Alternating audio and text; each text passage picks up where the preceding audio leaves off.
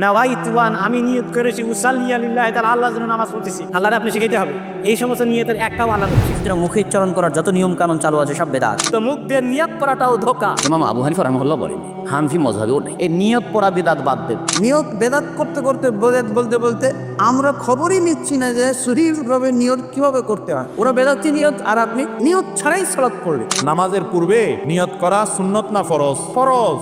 নিয়ত করা ফরজ, নিয়ত বলা কিন্তু যদি কেউ মুখে মুখেও এ কথা বলে, তার মনে মনে যে কথাটি আছে সেটি যদি সে মুখে উচ্চারণ করে, তাহলে এতে শরীয়তের কোনো বিধিনিষেধ নেই, বরং এটি করাই যেতে পারে। এবং আল্লাহ রাসূল সাল্লাল্লাহু আলাইহি ওয়াসাল্লাম এবং সাহাবারা কেউই কিন্তু মুখে উচ্চারণ করে নিয়ত করতেন না, নিয়ত করতেন। কিন্তু যদি কেউ করতে হয়, মনের ভিতরে ইচ্ছা পোষণ করতে হয়, নিয়ত করতে হয়, মুখে নয়। নিয়ত মুখে উচ্চারণ করা এভাবে হাদিস শরীফে কোথাও নাই, রাসূলুল্লাহ সাল্লাল্লাহু আলাইহি ওয়াসাল্লাম করেন নাই, সাহাবায়ে কেরাম করেন নাই। The right life is yours. তিরমিজির মধ্যে ডাইরেক্ট ঘোষণা আছে, নবীজি বলেছেন তাহরিমুহাত তাকবীর, সালাতের মধ্যে তাকবীরে তাহরিম আল্লাহু আকবার। তো আমাদের সমাজে একটা নাওয়াইতুয়ান উসাল্লিয়া আরবি একটা নিয়তের গদ আছে।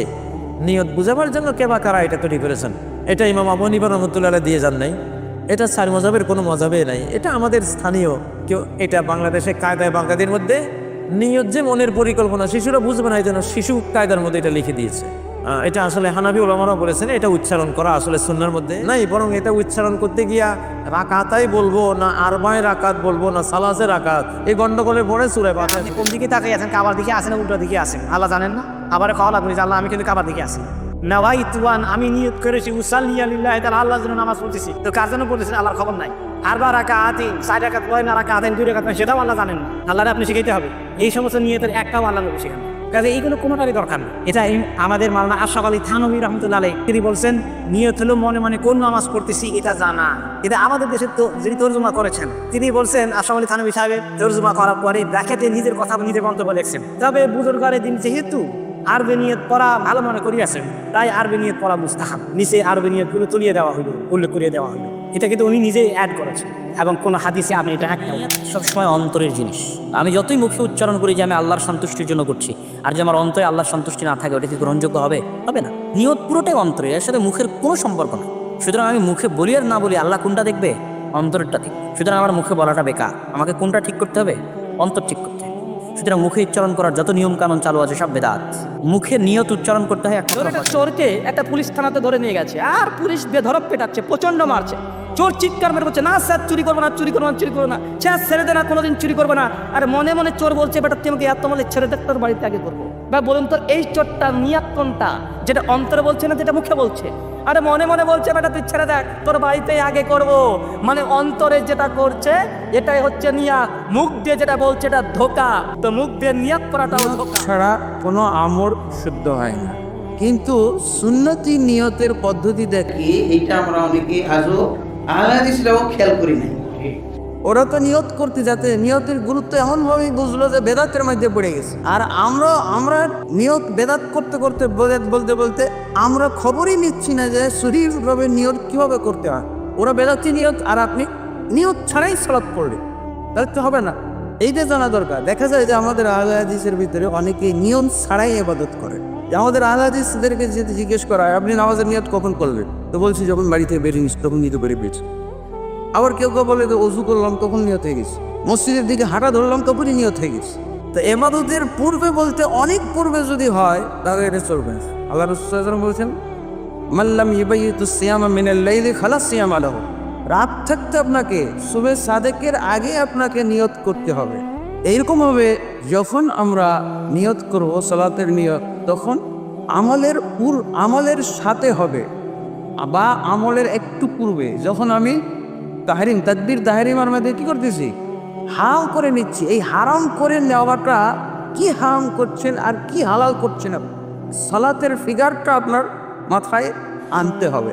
এটা একটা আমালুল কলব। কিন্তু আপনি নিয়ত শূন্য অবস্থায় নামাজ পড়ে চলে যাচ্ছেন, এই বাচ্চারা গোলমাল করো না, আল্লাহু আকবার, ওই আপনার নিয়ত।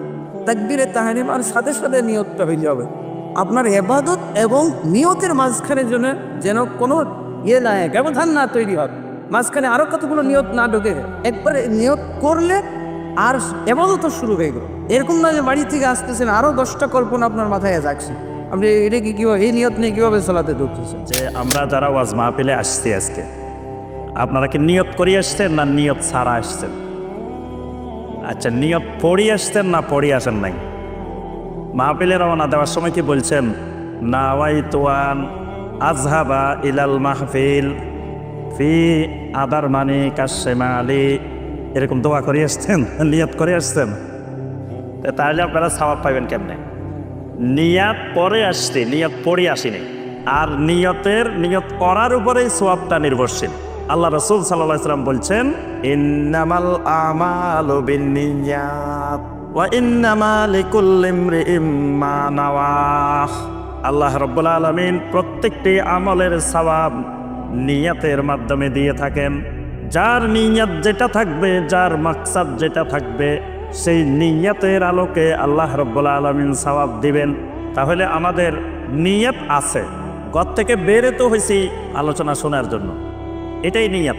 ওই নাওয়াইতু আন আযহাবা ইলাল মাহফিল এটা পড়া লাগবে। পূর্বে নিয়ত করা সুন্নত না ফরজ?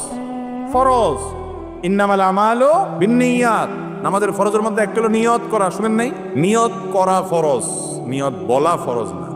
নিয়ত বলা মুখ দিয়া হয়, আর নিয়ত করাটা মন দিয়া হয়। অনেক সময় বলে না যে আগামী বছর হজে যাওয়ার নিয়ত করছি, এর মানে সে বলছে নাওয়াইতু আনা রফিল হজ, এর বলে, কিন্তু তারপরও বলে আমার হজে যাওয়ার নিয়ত। একজন যাইতেছে রাস্তা দিয়ে, কেউ কোন দিকে ছুটছেন, কই যাইতেছেন, বলে যে ভাই বাজারে যাওয়ার নিয়ত করছিলাম। সে কেউ নাওয়াইতুন পড়ে আসছিল? তার মানে কি তার মনে বাজারে যাওয়ার ইচ্ছা? নিয়ত মানে ইচ্ছা। আপনি কি ইবাদত করতেছেন, সেই ইচ্ছা, সেই ইন্টেনশন, সেই চিন্তা আপনার মাথায় থাকলে নিয়ত হয়ে গেছে। মুখে নাওয়াইতুন পড়ার দরকার রাসূল সাল্লাল্লাহু আলাইহি ওয়াসাল্লাম শেখানো নাই। যদি এটা দরকার হতো তিনি শিখাইতেন, কিন্তু আমরা ছোটবেলা থেকে নাওয়াইতুন পড়ছি। এই নাওয়াইতুন বগদাদি কায়দাতেই আছে, ওই মক্কা মদিনার কায়দায় নাই। আসলে আরবিতে বলা হয় তাওয়াজ্জুহুল কলবি নাহওয়াল মাতলুব, অর্থাৎ কোনো একটি উদ্দিষ্ট বস্তুর দিকে নিজের অন্তরের একনিষ্ঠ ইচ্ছা, এটাকেই বলা হয় নিয়ত। অর্থাৎ মনের ইচ্ছা পোষণকে নিয়ত বলা হয়, মুখের উচ্চারণকে নিয়ত বলা হয় না। সুতরাং আমরা যেই প্রচলিত যেই দোয়াগুলো রয়েছে বিভিন্ন নামাজের, নাওয়াইতু আন উসাল্লিয়া লিল্লাহি বা এই ধরনের গদ বাঁধা যে নিয়তগুলো রয়েছে, এই নিয়তগুলো কোনো কোরআন হাদিসে বর্ণিত নিয়ত নয়। সুতরাং এই সকল দোয়া বা এই ধরনের কথা আরবিতে মুখস্থ করে বলাটা এটা কোনো জরুরি বিষয় নয় এবং এর কোনো প্রয়োজনও নেই। যখন নামাজ শুরু করবে তখন সে কোন নামাজের নিয়ত করছে, ফরজ নামাজ না নফল নামাজ, ফরজ হলে কোন ওয়াক্তের ফরজ, এই বিষয়গুলো তার মনের মধ্যে জাগরুক থাকা, এটা হলো জরুরি নামাজ শুরু করবার সময়। এখন প্রশ্ন হলো, যদি নিয়তটিকে সঠিক করার জন্য কেউ মুখে কিছু বলে, মুখে উচ্চারণ করে, তাহলে এটি বিদআত হবে কিনা? না, মুখে উচ্চারণ করাকে যদি কেউ জরুরি মনে করে, মুখে পড়া মুখে উচ্চারণ করা, মুখে এটাকে রটনা করা, এটাকে যদি কেউ জরুরি মনে করে, তাহলে সেটি নিষিদ্ধ কাজ হবে। কিন্তু যদি কেউ মুখেও কথা বলে, তার মনে মনে যে কথাটি আছে সেটি যদি সে মুখে উচ্চারণ করে, তাহলে এতে শরীয়তের কোনো বিধিনিষেধ নেই, বরং এটি করাই যেতে পারে। কারণ মনের মধ্যে অনেক সময় সে কোন উদ্দেশ্যে এবং কোন নিয়তে নামাজ শুরু করছে, এই বিষয়টি মনের স্মরণ থেকে এটি বিস্তৃত হয়ে যেতে পারে, ব্যক্তি ভুলে যেতে পারে, অথবা ভিন্ন কোনো সম্ভাবনা থেকে যায়। এই জন্য মনের ইচ্ছাটিকে যদি নিঃশব্দে মুখেও কেউ উচ্চারণ করে, তাহলে এটি তার মনের মধ্যে নির্দিষ্ট নামাজ অথবা নির্দিষ্ট ইবাদতের উদ্দেশ্যটাকে আরও বলিষ্ঠ করবে এবং আরো নির্ধারণ করবে। কাজেই মুখে উচ্চারণ করতে দোষের কিছু নেই, যদি কেউ মুখে উচ্চারণ করাটাকে জরুরি মনে না। নিয়ত, নামাজের নিয়ত করতে হবে না পড়তে হবে? ভারত, বাংলাদেশ, পাকিস্তান অধিকাংশ মানুষরা নিয়ত করে না। কি করে? নিয়ত করে, নামাইতে এখানে পারে। আর আমরা নিয়ত করি। নবী সাল্লাল্লাহু আলাইহি ওয়াসাল্লাম নিয়ত করতে বলেছেন। আর প্রত্যেক মানুষ যে কোনো কাজ করে নিয়ত করে। এখানে কি জন্য এসছেন? বিনা নিয়তে এসছেন। বিনা নিয়তে একটা পা উঠতো না, একটা কদম উঠতো না। যখনই বাসা থেকে একটা কদম রেখেছেন, তখনই নিয়ত করেছেন যে মসজিদে যাবো, দিনের কথা শুনবো, না হলে মসজিদে হয়তো নামাজ পড়তে না, দূরে থাকে না, ঠিক না? না হয়তো পড়েছেন নাকি? এটাও তো নেকির কাজ, সওয়াবের কাজ, ইবাদতের কাজ, ইলম শিখতেছেন, না হয়তো পড়েছেন? ইমাম আবু হানিফা রাহিমাহুল্লাহ বলেননি, হানফি মযহাবেও নেই। ভালো করে শুনে রাখেন, আল্লাহর ওয়াস্তে ভালো করে সতর্ক সাবধান করতে, এই নিয়ত পড়া বিদআত। নিয়ত হচ্ছে আপনার মনের ইচ্ছা, ইন্টেনশন। আপনি ভোর রাতে উঠে ওযু করে যে মুসল্লায় দাঁড়ালেন আর ভাবছেন যে আমি এখন 2 রাকাত করব, এটাই হচ্ছে নিয়ত। এটা মুখে উচ্চারণ করার কোনো প্রয়োজন নেই। নিয়ত করতে হয়, নিয়ত পড়তে হয় না। এবং আল্লাহ রাসূল সাল্লাল্লাহু আলাইহি ওয়াসাল্লাম এবং সাহাবারা কেউই কিন্তু মুখে উচ্চারণ করে নিয়ত করতেন না। নিয়ত করতেন এক্সেপ্ট হজ এন্ড উমরা। শুধুমাত্র হজ এবং উমরার ক্ষেত্রে আল্লাহ হাবিব সাল্লাল্লাহু আলাইহি ওয়াসাল্লাম এবং সাহাবারা মুখে আওয়াজ করে উচ্চারণ করে নিয়ত করতেন। তারা করতেন লাব্বাইকা হাজ্জা, আল্লাহ আমি হজের নিয়ত করলাম, অথবা লাব্বাইকা উমরাতান, আল্লাহ আমি উমরা নিয়ত করলাম। হজ উমরা ছাড়া আর কোনো কিছুতেই মুখে উচ্চারণ করে এভাবে নিয়তের প্রয়োজন হয় না। বাকি সবকিছু হচ্ছে মনের ইচ্ছা। আমালু নিয়ত ছাড়া কোনো আমলে হবে না, তাই না? এই যে আপনারা আজকে এখানে আসছেন, হাদিসে আসছে কেউ যদি ভালো কথা শোনার নিয়তে আসে, তাহলে যাওয়া আসা সব মিলিয়ে তার জিহাদের রাস্তায় চলার সওয়াব হবে। আমার প্রশ্ন হলো, আপনারা যখন বাড়ির থেকে বেরিয়েছিলেন তখন কি বলেছিলেন নাওয়াই তো আনা ধাবা এলা বনপাড়া? তখন তো বাংলায় তো বলছিলেন আল্লাহ আমি বনপাড়ায় যে ওয়ার সময় নিয়ত করছি বলছিলেন, তাহলে সব হয়নি। রাজি আছেন তো? নিয়ত করতে হয়, মনের ভিতরে ইচ্ছা পোষণ করতে হয়, নিয়ত করতে হয়। মুখে নয়, নিয়ত মুখে উচ্চারণ করা এভাবে হাদিস শরীফে কোথাও নাই, রাসূল সাল্লাল্লাহু আলাইহি ওয়াসাল্লাম করেন নাই, সাহাবায়ে কেরাম করেন